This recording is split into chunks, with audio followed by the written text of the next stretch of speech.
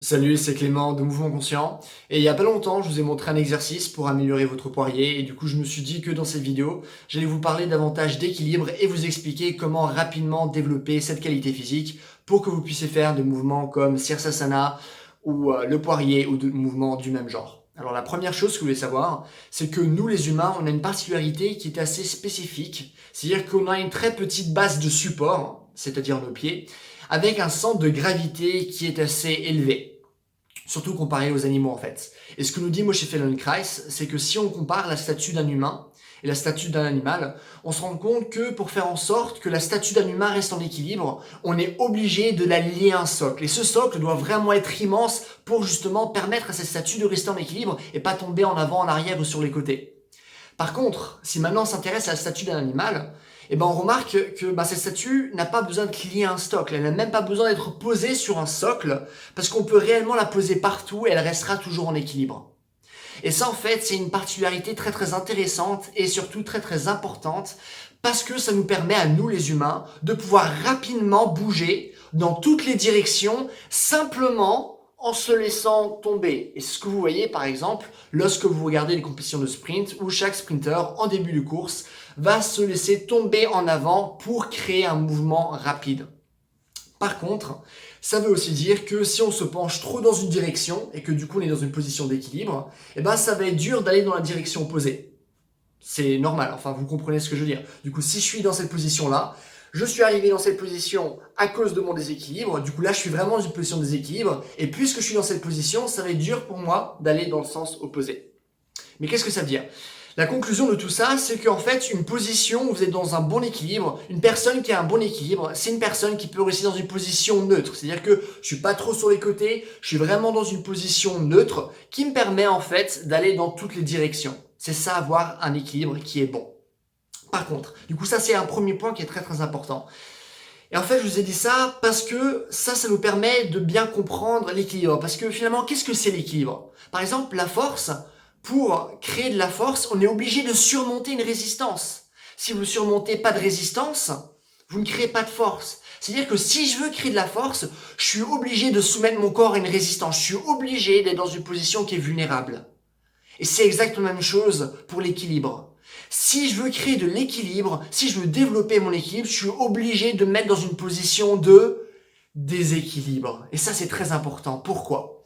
Parce que la plupart des gens qui s'entraînent en équilibre, ils restent dans une position qui est neutre. Ils restent dans une position où ils sont totalement droits. Parce que ça, on a dit, c'est la position où on est le plus en équilibre. Ça, c'est une vraie position d'équilibre. Par contre, ce que je vous ai dit juste avant aussi, c'est que pour créer de l'équilibre, on doit être dans une position de déséquilibre.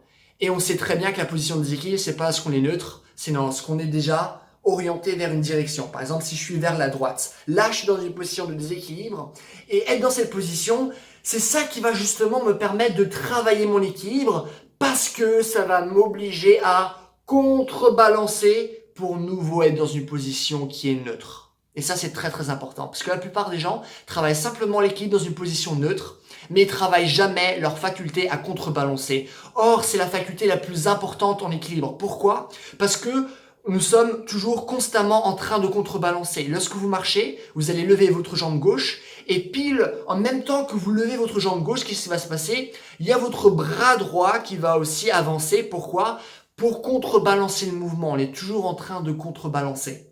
Et du coup, finalement, travailler son équilibre, c'est être dans une position de déséquilibre qui vous force à contrebalancer. Du coup, travailler son équilibre, c'est travailler sa capacité à contrebalancer. Mais du coup, comment développer cette capacité-là? Par exemple, moi, ce que j'ai fait avec un ancien client, avec qui j'avais bossé en début 2019, qui commençait simplement le travail d'équilibre, j'avais déjà appris à faire une position neutre de Sirsasana. Une fois qu'il maîtrisait cette position, je le forçais à faire une rotation complète de son corps vers la gauche, vraiment complètement, puis complètement vers la droite. Parce qu'en fait, ça changeait totalement son centre de gravité. Ça l'obligeait à passer d'une position neutre à une position de déséquilibre qui est importante, où il était obligé de contrebalancer. Et à force de faire du taf où il était obligé de fortement contrebalancer, et ben maintenant il est capable de rester en équilibre dans des positions qui sont vachement inconfortables. Et du coup vous-même, si vous voulez être capable d'avoir un bon sens de l'équilibre, vous devez être dans des positions vraiment inconfortables, vous devez être soumis à des problèmes moteurs dans lesquels vous êtes en déséquilibre. Et plus ce déséquilibre sera grand, plus l'équilibre que vous allez gagner par la suite sera grand. C'est la même chose par exemple pour la force. Plus les charges que vous allez soulever vont être grandes, plus vous allez être capable de progresser en force. Et il se trouve que l'équilibre, c'est la même chose. Plus le déséquilibre va être grand, plus vous allez gagner dans votre sens de l'équilibre. Par contre, il y a des extrêmes comme partout. Si l'équilibre est trop grand, vous n'allez pas être capable de rester suffisamment longtemps dans cette position et du coup, vous n'allez pas gagner en équilibre du tout. Pareil pour le travail de force, si la charge est beaucoup trop lourde, vous n'êtes pas capable de soulever le poids, et vu que vous êtes mal capable de soulever ce poids-là, vous n'allez pas beaucoup progresser en force. C'est exactement la même chose. La plupart des qualités physiques sont régies par les mêmes bases. Du coup, une fois que vous maîtrisez ces bases, vous savez comment maîtriser toutes les qualités physiques. Du coup, ça c'est vraiment quelque chose de très important à prendre en compte. Et aussi, comme pour votre travail de force, comme pour votre travail de souplesse, semaine après semaine, on augmente l'intensité. Du coup, là, en l'occurrence, on augmente le déséquilibre pour forcer le corps à toujours s'adapter à des situations de plus en plus dures. Et c'est ça qui va faire en sorte que votre corps, au fur et à mesure, sera capable de tenir des positions plus extrêmes et sera capable de rester dans un bon équilibre et que vous êtes capable de rapidement apprendre des mouvements comme le poirier ou même des mouvements qui sont plus compliqués. Écoutez, c'est tout pour cette vidéo. Voilà, j'espère que ça vous a plu. Si vous avez des questions ou des choses que vous ne comprenez pas sur l'équilibre, la souplesse, la force, peu importe, posez-les-moi dans les commentaires, je réponds à tout le monde comme d'habitude. Si vous avez aimé la vidéo, n'hésitez pas à me mettre un j'aime, comme ça ma vidéo sera mieux répertoriée. N'hésitez pas aussi à vous abonner si vous voulez voir davantage de vidéos de ce genre. Et si vous voulez un programme qui vous explique justement comment développer votre équilibre, comment justement apprendre ce genre de mouvement, comment développer votre force, comment développer votre souplesse, votre mobilité, votre posture, comment créer ses propres programmes d'entraînement, mais aussi avoir un programme d'entraînement qui vous prend par la main pendant 4 mois. N'hésitez pas à aller sur mon site, c'est le premier lien que vous allez trouver dans la description. Et donc voilà, en attendant, passez une bonne journée, bye!